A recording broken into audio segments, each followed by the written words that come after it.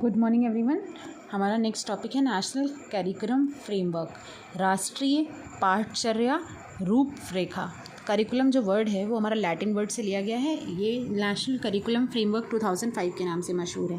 Document इसका जो है NCERT से लिया गया है, MHRD ministry of human resource and development. Connect yourself and the child to the life itself. ये इस पर फोकस करता है कि हम खुद को भी और चाइल्ड्स को भी लाइफ से जोड़ने की कोशिश करें। NCF focus on all round holistic development of the child. ये बच्चों के सर्वांगीण विकास पर बल देता है। ये नेशनल करिकुलम फ्रेमवर्क कहता है कि जो भी सिलेबस है या पाठ्यक्रम है ये हमारे करिकुलम के अंदर ही आता है। NCF 2005 begins with the quotation from Tagore's essay।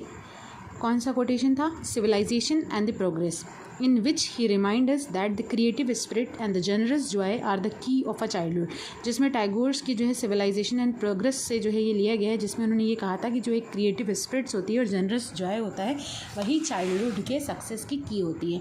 NCF prepared हुआ है NCERT के जो है द्वारा by the recommendation of MHRD। अगर क्वेश्चन पूछ लिया जाए कि NCF को प्रिपेयर किसने किया है तो बताएंगे कि NCERT ने प्रिपेयर किया है। और पूछ लिया जाए कि नेशनल करिकुलम फ्रेमवर्क 2005 किसकी रिकमेंडेशन पर आया है तो ministry of the human resource and development के रिकमेंडेशन पर आया है। NCF based on the constructivism. NCERT का फुल फॉर्म भी अगर पूछ लिया जाए तो याद रख लीजिएगा, national council for the educational research and training. MHRD का कोई पूछ ले तो ministry of the human resource and development पे आएगा।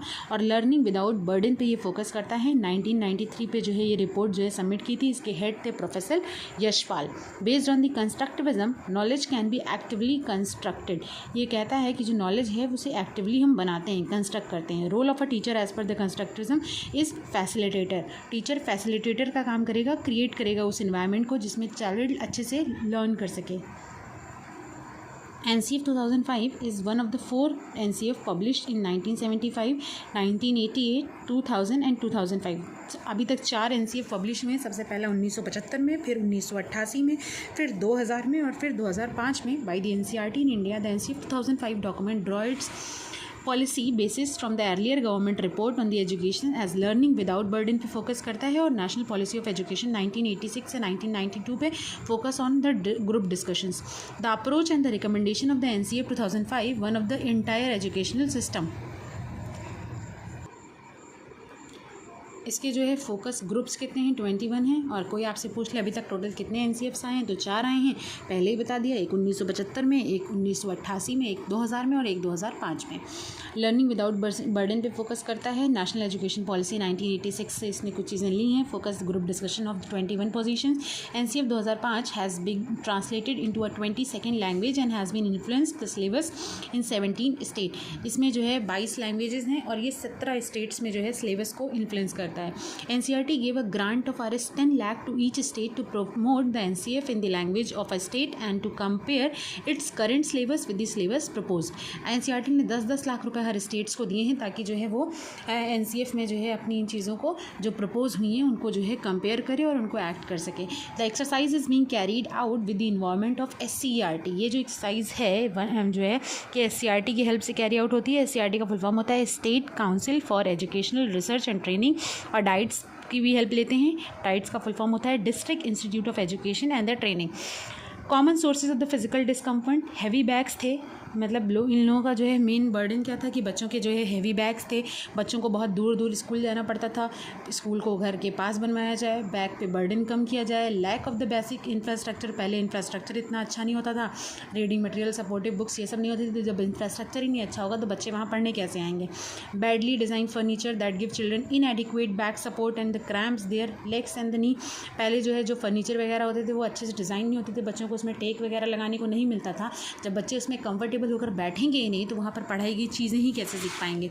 Time table that does not give a young children enough breaks to strength move and play and that deprive the older children of a play support time and encourage the girls to opt out. Time table जो है मतलब जो था उसमें बच्चों को proper break नहीं मिल रहा था, प्रॉपर ये खेल नहीं पा रहे थे, उनका माइंड फ्रेश नहीं हो पा रहा था। जब माइंड फ्रेश नहीं होगा बच्चे बर्डन समझेंगे तो पढ़ाई नहीं कर पाएंगे। Specially girls, the absence of a toilet and sanitary requirements. Girls के लिए पहले जो है क्या होता था कि प्रॉपर टॉयलेट्स की जो है प्रोसीजर जो है वहाँ पे अवेलेबल नहीं थी। कॉर्पोरल पनिशमेंट दिया जाता था, बच्चों को गलत गलत जगह पे ऑकवर्ड पोजीशन पे मार दिया जाता था।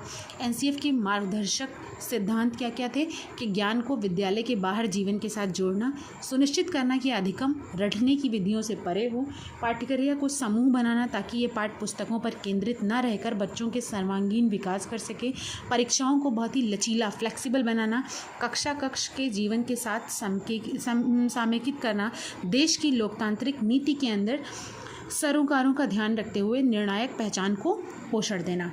NCF 2005 के गाइडिंग प्रिंसिपल जो भी हमने ऊपर हिंदी में पढ़े उनको इंग्लिश में एक बार रिपीट कर दे रही हूँ। Connecting knowledge to the life outside the school, enriching the curriculum so that it goes beyond the textbook, nurturing और overriding identifying the informed by the caring concern with in the democratic policy of the country,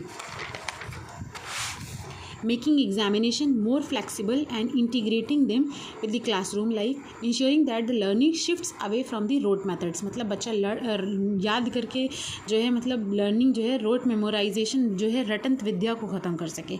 hope so आपको national curriculum framework 2005 समझ में आया होगा। अगर समझ में आया हो तो please do like, support and subscribe my channel. Next topic I will explain is learning. Thank you for watching.